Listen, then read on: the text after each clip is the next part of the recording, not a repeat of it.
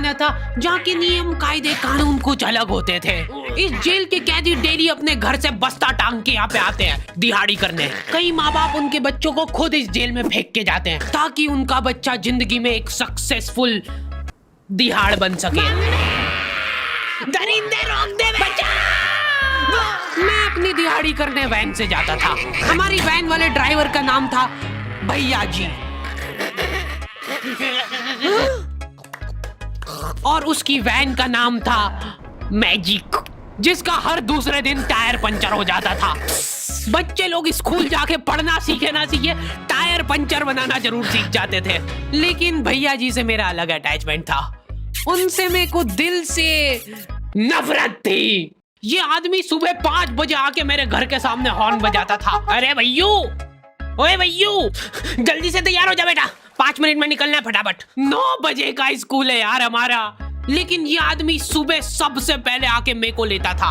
उसके बाद हम 3-4 घंटे पूरे शहर भ्रमण पे निकलते थे। शहर के पूरे आखिरी कोने से बच्चे ले लेके आता था ये आदमी। जहाँ पे वैन जा भी नहीं सकती उधर कूदा कूदा के ले जाता था ये, और फिर टायर पंचर हो जाते थे। शाम पड़े वापस से हमको घर घर छोड़ के आता था ये। जिंदगी बर्बाद कर दी थी भैया जी ने मेरी। सबसे पहले लेते थे और सबसे आखिर में छोड़ते थे। लेकिन मैं फिर भी उसी वैन में जाता था क्योंकि चमेली भी हमारी वैन में आती थी। और बात यह है कि वो मेरे पास ही बैठती थी, मतलब मजबूरन। उसके पास और कोई ऑप्शन ही नहीं बचता था और मैं बचाता भी नहीं था। मैं घर पे जाते से जो 2-3 घंटे मेरे को सोने के लिए मिलते थे उसमें सोता नहीं था और मैं प्लानिंग करता था कि कैसे चमेली सिर्फ मेरे पास बैठे। चमेली सबसे आखिर में आती थी और मैं सबसे पहले सुनसान वैन में चढ़ के बस्ता अपने पास में रख के और फसर के सो जाता था। बाकी सारे बच्चे अपना बस्ता गोदी में रखते थे क्योंकि तुम्हारे बाप की वैन नहीं है, मतलब मेरे भी नहीं थी। पर मेरे ऊपर भैया जी को तरस आ जाता था कि बेचारा 5 बजे से आया है, तो वो सोने देते थे। अरे कैसे चला रहा है ये गाड़ी? रुक जा, गाड़ी चलाना नहीं आती क्या? देखो, आदमी इतना तभी चिढ़ता है जब उसकी जिंदगी में कोई लड़की ना हो। नहीं है ना? नहीं, मैं समझ सकता हूँ लड़की ना होने का दुख दर्द। मैं भी किसी जमाने में लड़कियों की तलाश में गली मोहल्ले भटकता था। फिर एक दिन मेरे पास से वो निकली। जैसे ही मैंने हैपन खोल के देखा उसकी आईडी मेरे फोन पे चमक रही थी। हैपन ये एक रियल लाइफ डेटिंग ऐप है। यहाँ पे तुमको वो लोग मिलेंगे जो तुम्हारे आस पड़ोस से निकले हो कभी ना कभी। 100 किलोमीटर दूर रहने वाले लोगों से बात करके फायदा ही क्या जब तुम मिल ही ना पाओ। और अगर तुम्हारी घिनौनी शक्ल देख के यहाँ पे तुमसे कोई प्यार मोहब्बत नहीं भी करता है तो तुम फ्रेंडशिप तो कर ही सकते हो फिर भी। So go and check it out happen. Link is in the description. लेकिन मैं सोता नहीं था। मैं आंख बंद करके चमेली के घर का इंतजार करता था। तो क्योंकि चमेली आखिरी में आती थी तो वैन पूरी पैक पुक हो रखी होती थी। बच्चे बाहर उबल रहे होते थे और मैं अपना बस्ता पास में रख के एक्टिंग देखो एक्टिंग। और जैसे ही वो आती थी, हड़बड़ाना नहीं, ऐसे टाइम पे हड़बड़ाते नहीं है कि फटाफट बैग उठाया और आओ इधर बैठो जल्दी। मत करना ये हरकत, भाग जाएगी वो। ठरक नहीं झलकना चाहिए जरा सिक भी, एकदम सटल रखना है। क्या हुआ? और कहीं जगह नहीं है क्या? तेरे मुंह में मूत दूंगा मैं। अच्छा ठीक है, इधर ही बैठ जाओ। देख रहे हो एक्टिंग देखो तुम लौंडे की। ना जाने कौन सी नशीली खट्टी मीठी खुशबू लगा के आती थी चमेली। आज तक उसकी खुशबू है मेरी नाक में। मैं वो खुशबू का पूरा मजा ले ही रहा होता हूँ, इतने में एकदम भभका बास आती है निकाह से। जैसे ही मैं बाहर झांकता हूँ, मरा हुआ कुत्ता पड़ा है वहाँ पे। एक काली कार सूख करके निकली और मेरे बच्चे को मार दिया। कैसे करके निकली? शूक। ऐसे नहीं निकली थी, मैं यहीं पे खड़ा था, वो कार आई थी और जैसे ही वो बच्चा नीचे आया तब वो खड़ा, वो बच्चा चिल्लाया और फिर कार शूक करके भाग गई। उधर कुछ बच्चे ऑटो रिक्शा से भी आते थे स्कूल। ऐसा लगता था कि पूरे स्कूल के बच्चे इस एक ऑटो रिक्शा में ठूस ठूस के ले जाता है वो। ये ऑटो वाले और भैया जी दोस्त थे और अब ये बीच सड़क पे रेसिंग लगवा रहे हैं। इनकी गाड़ियां उबला रही है बच्चों से, पर फिर भी नहीं मान रहे ये लोग। नहीं जीतूंगा। स्कूल जाके वो पीछे मुलट के देख रहा है तो एक बच्चा नहीं बचा उसके ऑटो रिक्शा में। हमारे भैया जी बेचारे पीछे से उनके गिरे हुए बच्चों को उठा उठा के ला रहे थे। ये सब हरकतें करके हम लोग जैसे तैसे कैद खाना पहुंच जाते हैं। सुबह 5 बजे से निकलने के बावजूद हम लोग लेट पहुंच रहे हैं। वहाँ पे पहुंच के हमने देखा कि 4 लौंडे मरे हुए पड़े हैं। जिनको डॉन ने मारा है। डॉन हमारे स्कूल की इंचार्ज थी। डॉन का कद छोटा था और पेट मोटा था, और आश्चर्य की बात यह है कि समय के साथ उसकी हाइट कम हो रही थी। मतलब बड़े नहीं बड़े वो चलता एक बार को, पर इसकी कम हो रही थी। डॉन बहुत स्ट्रगल करके कार से स्कूल आती थी खड़े होके, क्योंकि बैठ जाए तो उसको सामने की सड़क नहीं दिखती थी। वो अलग बात है, खड़े होके भी पूरा नहीं दिखता था। हर रोज 2-4 कुत्ते कुचलते हुए आती थी वो। फिर मेरे को समझ आया कि रास्ते में जो कुत्ते दिखे थे वो डॉन इस कैद खाने में छत पे बैठी रहती थी स्नाइपर लेके। कोई भी कैदी कुछ गलत गतिविधि करता हुआ दिखता था तो वहीं पे, मैडम इनकी लाश का क्या करना है? अरे ये तो आपको पता ही है। कहाँ रह गए थे यार झमू दीदी, फटाफट ये खून वून साफ करो। झमू दीदी बुलेट से स्कूल आते थे और ये अफवाह फैली हुई थी पूरे स्कूल में कि उनके घर पे मर्सिडीज भी है, लेकिन झमू दीदी हम्बल रहना पसंद करते हैं। ऐसा कहा जाता था कि ये स्कूल ऑन पेपर झमू दीदी के नाम पे ही है, पर वो हम्बल रहने के लिए यहाँ पे झाड़ू पोछा लगाती है। वैसे मैडम इन्होंने करा क्या था? गैर कानूनी पेन फाइट का सट्टा खेलते थे ये लोग क्लास में। उससे मेरे को प्रॉब्लम नहीं है, मेरे को क्यों नहीं? हाँ, हमारी क्लास में पेन फाइट का सट्टा चलता था। हमारे इधर जो लौंडा पेन फाइट में जीतता था, सामने वाले का पेन उसका हो जाता था।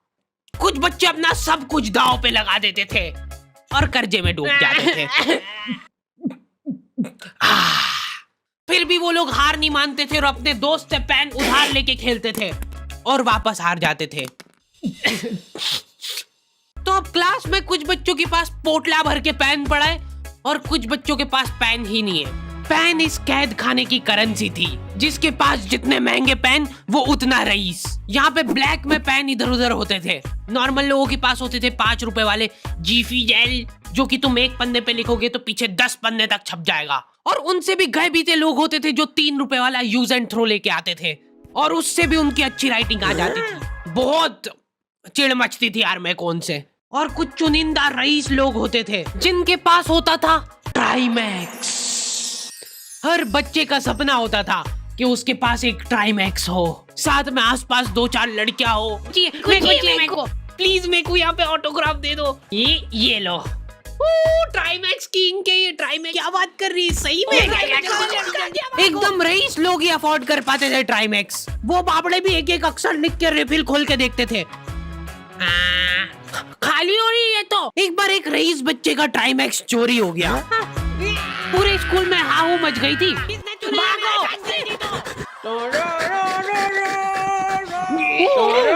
देखो, उस दिन हमको पता चला कि वो आदमी दौड़ भी सकता है। हमारे स्कूल में कुछ भी कांड हो रहा है, ये आदमी सबसे पहले दौड़ के आएगा, पूरा बैग खोल चोर, और बच्चों के बैग चेक करेगा। स्कूल वालों को भी इसकी सैलरी देते वक्त सबसे ज्यादा आखरती है। सैलरी किस चीज की? इस आदमी की शक्ल देख के ऐसा लगता था कि ये स्पोर्ट्स की आड़ में वैन वालों के साथ मिलके बच्चों की स्मगलिंग करता है। इस महान आदमी का नाम था भूषण। इसने अपनी जांग पे टैटू करा रखा था, भू अलग जांग पे, सड़ अलग जांग पे। सर कल से खो खो खेलने के लिए कितनी बजे आना है? वो तो बैग चेक करा पहले तू। इन्होंने पूरे कैद खाने के कैदियों को लाइन से खड़ा कर दिया है। पेन हमारी क्लास के बच्चे का गुमा है और पूरे स्कूल में ढूंढ रहे हैं लोग। आखिरी में पता चलता है कि वो बच्चा घर पे भूल के आ गया था उसका पेन। सॉरी बेटा, एक फेट में मुंह देगा।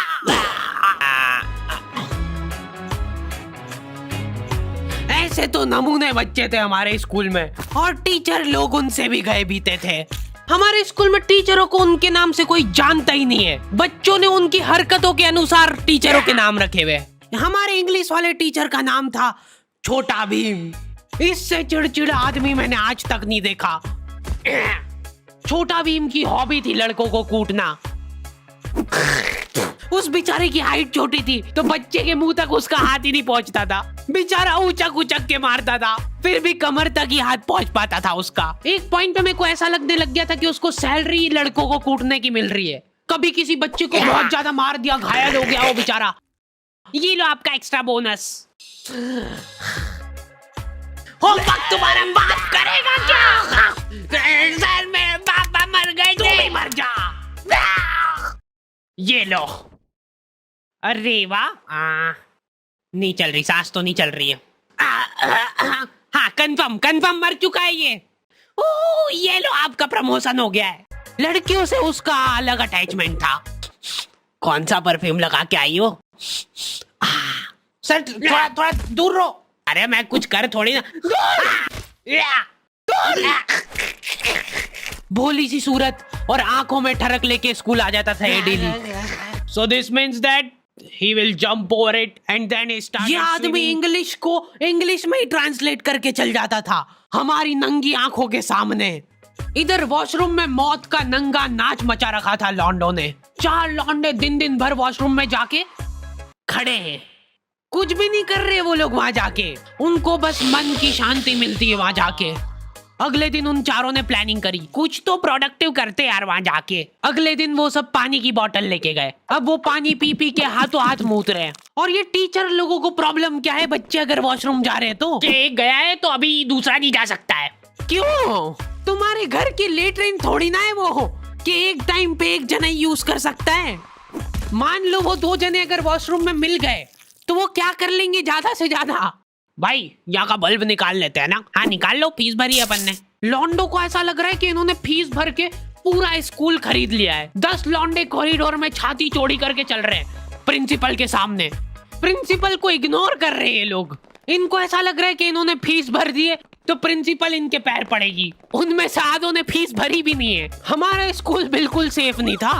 हमारे वॉशरूम में चोरियां हो जाती थी यार। बल्ब चोरी करने के बाद सब लोग अंधेरे में मूत रहे एक दूसरे के जूते पे। उधर कर। उसके बाद पूरे वॉशरूम में कुछ दिख नहीं रहा है चोरी करने का।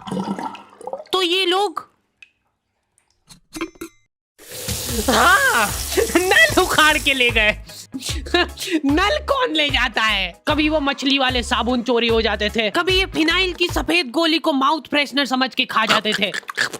भाई इसको चबा मत, इसको चूस, ज्यादा देर तक चलेगी ऐसे। ठंडक हो रही भाई, ठंडक।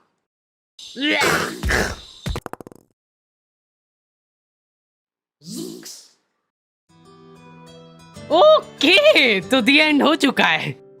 होपफुली तुम लोगों को ये वीडियो पसंद आई होगी। अब कोई भी रोएगा नहीं। किधर गया? वो मर चुका है। लो भाई तुमको जो चाहिए था ले आया हूँ मैं। अपने दोस्तों को ब्लैकमेल करो उनकी गंदी फोटोज दिखा के कि उनको ये वीडियो मजबूरन देखना पड़े। बाकी अगर तुमको इसका सेकंड पार्ट चाहिए तो 2.5 लाख लाइक्स कर दो फटाफट।